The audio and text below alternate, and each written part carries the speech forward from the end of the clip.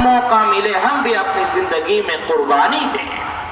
جب بھی ہمیں قربانی کا موقع آئے، اپنی زندگی کو قربان کرنے کا موقع آئے، اپنے اوقات کو قربان کرنے کا موقع آئے، تب ہم کیا کریں گے؟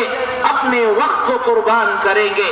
اپنی زندگی کا موقع آیا اسلام کے لیے تو اپنی زندگی کو بھی قربان کریں گے.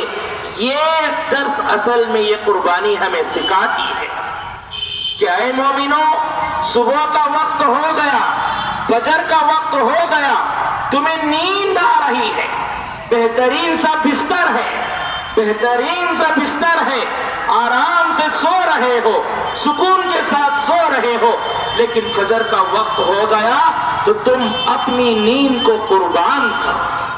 قربان کرنے کے بعد وضو کر کے اللہ کے گھر کے جانب روانہ ہو جاؤ. یہ اصل میں یہ قربانی ہمیں سکھاتی ہے. ظہر کی نماز پڑھنا، ظہر کی نماز کے لیے وقت نکالنا، عصر کی نماز کے لیے وقت نکالنا، مغرب کی نماز کے لیے وقت نکالنا، عشاء کی نماز کے لیے وقت نکالنا، یہ جو وقت نکالنا ہے اسی کو قربانی کہا جاتا ہے. کیونکہ ان اوقات میں دوسرے بھی کام رہتے ہیں، دوسرے خواہشات رہتی ہیں. آدمی کمانا شروع کرتا ہے، کماتے رہتا ہے، لیکن اپنی کمائی کو قربان کر کے، اپنے اوقات کو قربان کر کے، اپنی نیند کو قربان کر کے جو بندہ بھی کہاں جاتا ہے؟ اللہ کے حضور میں جاتا ہے. یہ جانے کے بعد اللہ راضی ہوتے ہیں. یہی قربانی، یہی بات کو یہ قربانی ہمیں سکھاتی ہے. لیکن آج ہم اس کے مقصد کو بھول گئے.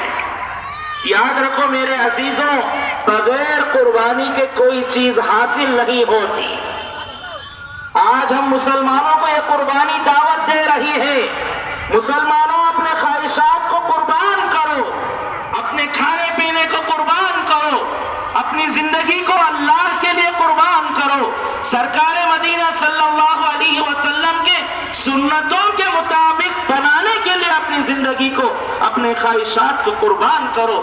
یہ پیغام، یہ قربانی ہمیں دے رہی ہے. لیکن آج ہم اس مقصد کو بھول گئے ہیں میرے عزیزوں.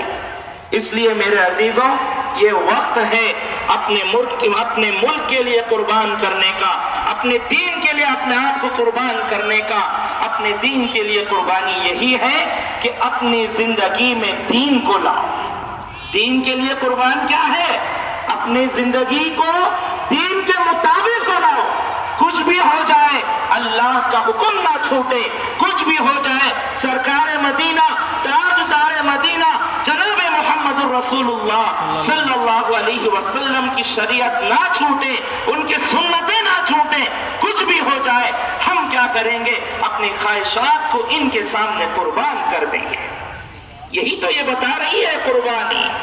اور اسی طرح یہ جو ہمارا ملک ہے، جس ملک میں دوسرے کہتے ہیں کہ مسلمانوں کا حق نہیں ہے، لیکن آج میں سب کے لیے کہتا ہوں کہ سب سے زیادہ اس ملک کے لیے اگر کوئی قربانی دیے ہیں تو وہ مسلمان قربانی دیا ہے. مسلمان کی سب سے بڑی قربانی ہے. کوئی کہے یا نہ کہے، تاریخ اس بات کی شاہد ہے. تو میرے عزیزوں، ہمارے بڑوں نے تو 70-80 سال پہلے، 100 سال پہلے، 150 سال پہلے اس ملک کے لیے قربانی دی تھی. جس طریقے سے قربانی دینا تھا انہوں نے قربانی دی. لیکن آج دوبارہ ہمارا یہ پیارا ملک، ہمارا یہ اپنا ملک، اپنا یہ گھر دوبارہ مسلمانوں سے کہہ رہا ہے کہ مسلمانوں، میرے اس ملک میں مسلمانوں، یہاں پر بزنس بھی پورے کا پورا خراب ہو چکا ہے. مسلمانوں، یہاں پر پورے کا پورا جو بھی معاشرہ ہے، جو بھی معاملات ہیں، سب کے سب بگڑ رہے ہیں. اب یہ ملک مسلمانوں کو دوبارہ آواز دے رہا ہے کہ اے مسلمانوں، اس قربانی سے سمجھو، دوبارہ اس ملک میں تمہاری قربانی کی ضرورت ہے. اس ملک میں جو بھی ڈپارٹمنٹ ہے، اس ڈپارٹمنٹ میں تمہارے آنے کی ضرورت ہے.